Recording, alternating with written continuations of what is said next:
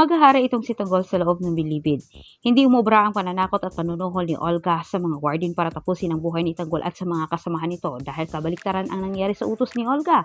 Hindi naman naintindihan ni Tanggol ang kalakaran sa loob ng selda kahit gusto niya itong baguhin. Bawat may bagong papasok, sasaktan umano ng mga ito.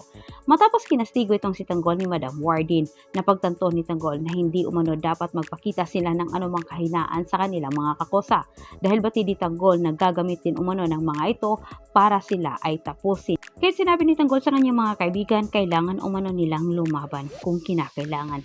Nilapitan sila Tanggol sa grupo ni Abner para takutin ng mga ito. Hindi pinatulan ni Tanggol ang mga ito sapagkat ayaw niya ng gulo at nakiramdam lang siya.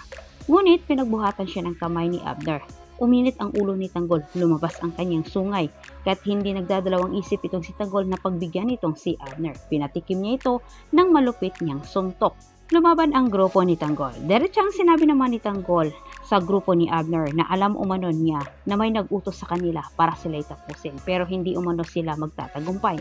Ngunit itinanggi ito ni Abner ang paratang ni Tanggol. Binalaan ni Tanggol itong si Abner na susunod umano na may gagawin ang mga ito sa kanila na masama, ipapakain na umano niya kay Abner ang sandatang hawak nito.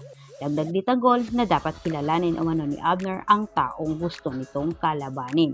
Samantala nagalit naman itong si lalaking warden kay Madam dahil hindi umano nito sinunod ang utos ni Olga sa kanila, tapusin ang buhay ni Tanggol, lalo pat sila'y tumanggap umano ng bayad galing kay Olga. Ngunit depensa naman ni Madam Warden na may tumawag umano sa kanya at nagbanta na hindi umano dapat galawin itong si Tanggol at ang grupo nito. Hindi naman sinabi ni Madam kung sino ang tumawag sapagkat nakiusap din naman itong si Ramon na ilihim umano ang kanilang connection dalawa dahil ang alam ng karamihan siya ay naglaho na. Samantala, mabisto ni Camille ang pinaggagawa ni Olga at David. Sa kabilang banda, hindi natapos pa nga ang problema ni David dito kay Mocha. Mabuko na sila ni Camille. Hinala ni Camille na may hindi magandang ginawa itong si David sa trabaho. Pinakialaman ni Camille ang telepono ni David gawa ng gusto niyang alamin ang totoo kay David. Nabasa ni Camille ang conversation ni David at Olga. Kahit hinala ni Camille na may ginagawang hindi maganda itong si David, kaduda-duda umano ang kinikilos nito. Nasundan ni Camille itong si David na kipagkita kay Olga. Laking gulat na lang ni Camille nang makita niya ang amo ni David na itong si Olga at Bing ay iisa.